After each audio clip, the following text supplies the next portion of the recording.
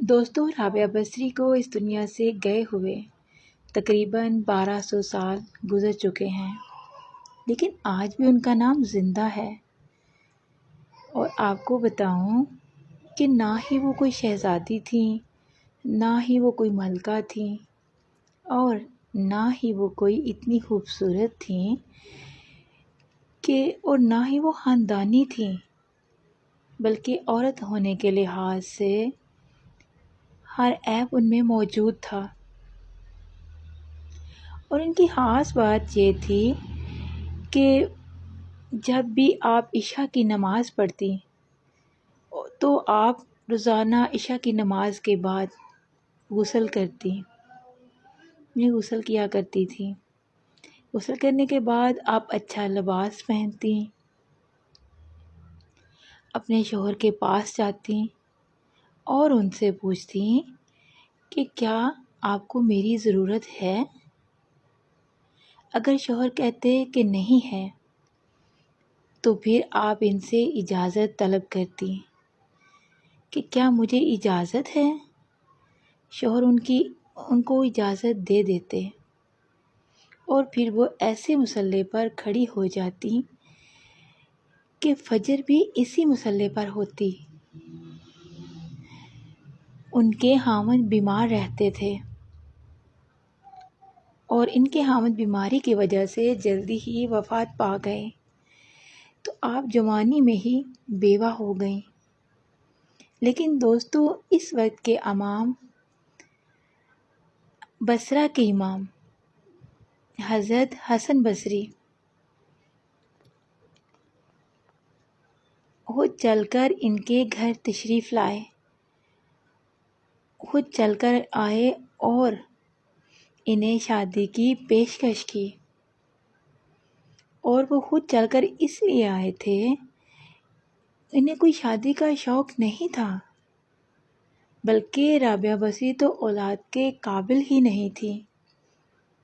آپ خود چل کر اس لیے آئے صرف اور صرف ان کی نیک نامی کی وجہ سے، جو اللہ تعالیٰ سے ان کا تعلق تھا، کہ شاید اگر میں انہیں اپنی بیوی بناؤں تو میری بھی بخشش ہو جائے۔ اس لیے حسن بصری خود آپ کے پاس چل کر آئے اور انہیں پیشکش کی، رابعہ میں آپ سے شادی کرنا چاہتا ہوں۔ اور حضرت رابعہ فرمانے لگیں کہ اگر آپ میرے ان 4 سوالات کا جواب دے دیں تو میں خود آپ سے شادی کرنے کو تیار ہوں۔ تو آپ نے ان سے پہلا سوال پوچھا کہ مجھے بتائیں کہ کیا میں جنتی ہوں یا دوزخی ہوں؟ تو حضرت حسن بصری فرمانے لگے کہ اس کے بارے میں تو میں کچھ نہیں بتا سکتا۔ پھر آپ نے ان سے دوسرا سوال پوچھا، اچھا یہ بتائیں کہ جب قیامت والے دن اللہ تعالیٰ نام اعمال ہوا میں اڑائے گا، کسی کے سیدھے ہاتھ میں آئے گا اور کسی کے الٹے ہاتھ میں آئے گا، مجھے یہ بتائیں کہ میرا نام اعمال میرے سیدھے ہاتھ میں آئے گا کہ الٹے ہاتھ میں آئے گا؟ تو ایک دفعہ پھر حضرت حسن بصری فرمانے لگے کہ اس کے بارے میں تو میں کچھ نہیں کہہ سکتا۔ پھر آپ نے ان سے تیسرا سوال پوچھا کہ چلیں مجھے یہ بتائیں کہ جب اللہ تعالیٰ نیکیوں کو تولے گا تو کسی کی نیکی زیادہ ہو جائے گی اور کسی کے گناہ زیادہ ہو جائیں گے، آپ مجھے یہ بتائیں کہ کیا میری نیکیاں زیادہ ہوں گی یا میرے گناہ زیادہ ہو جائیں گے؟ ایک بار پھر حضرت حسن بصری ان سے فرمانے لگے کہ اس کے بارے میں کچھ نہیں بتا سکتا۔ پھر آپ نے ان سے آخری سوال پوچھا کہ جب لوگ پل صراط سے گزر رہے ہوں گے تو کچھ لوگ اس میں گر جائیں گے اور جہنم میں گر جائیں گے، کچھ لوگ اسے کراس کر لیں گے۔